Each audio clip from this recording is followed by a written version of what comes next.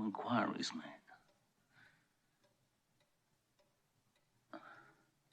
I want no acts of vengeance. I want you to arrange a meeting with the heads of the 5 families. This war stops now.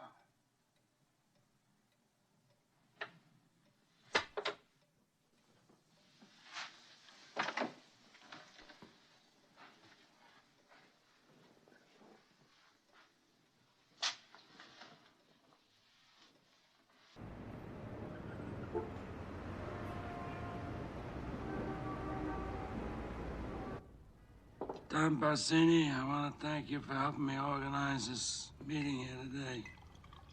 And also the other heads of the 5 families, New York, New Jersey.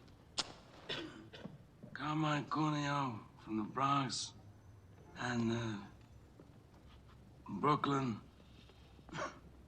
Philip Tattaglia. From Staten Island, we have with us Victor Strachey, and all the other associates that came as far as from California, Kansas City, and all the other territories of the country. Thank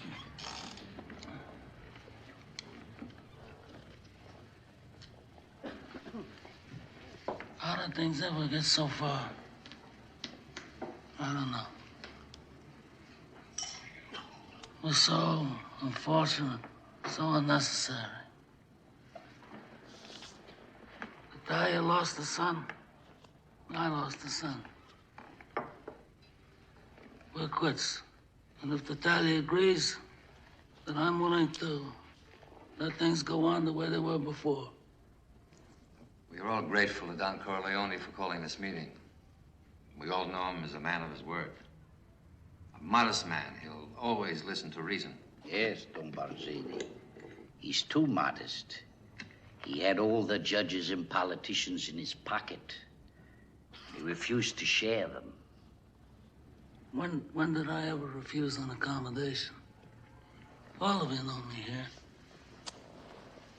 When did I ever refuse? Except one time. And why? Because I believe this drug business is going to destroy us in the years to come. I mean, it's not like gambling or liquor, or even women, which is something that most people want nowadays, and is forbidden to them by the Pezzi Avanti of the church. Even the police departments that have helped us in the past with gambling and other things are going to refuse to help us when it comes to narcotics. And I believed that then, and I believe that now. Times have changed. It's not like the old days, where we can do anything we want. A refusal is not the act of a friend. If Don Corleone had all the judges and the politicians in New York, then he must share them. All he does is use them. He must let us draw the water from the well. Certainly, he can present a bill for such services. After all, we are not communists. I also don't believe in drugs. For years, I paid my people extra so they wouldn't do that kind of business. Somebody comes to them and says, I have powders. If you put up $3,000, $4,000 investment, we can make $50,000 distributing. So they can't resist. I want to control it as a business, to keep it respectable. I don't want it near schools. I don't want it sold to children. That's an infamia. In my city, we would keep the traffic in the dark, people, the colored. They're animals anyway, so let them lose their souls.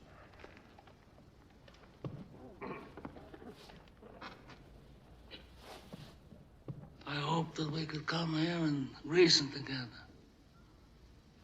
And as a reasonable man, I'm willing to do whatever's necessary to find a peaceful solution to these problems. Then we are agreed.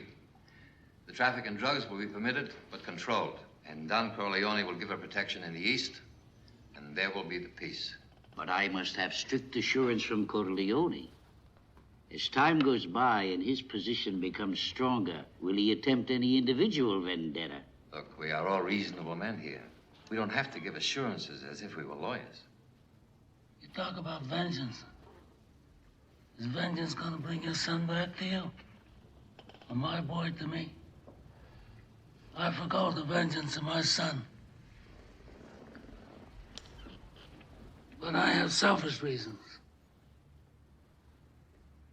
My youngest son was forced to leave this country because of this Salazzo business. All right. I have to make arrangements to bring him back here safely, clear of all these false charges. But I'm a superstitious man. And if some unlucky accident should befall him, if he should get shot in the head by a police officer, or if he should hang himself in his jail cell, or if he's struck by a bolt of lightning, then I'm going to blame some of the people in this room. And that I do not forgive. But that aside, let me say that I swear on the souls of my grandchildren that I will not be the one to break the peace we've made here today.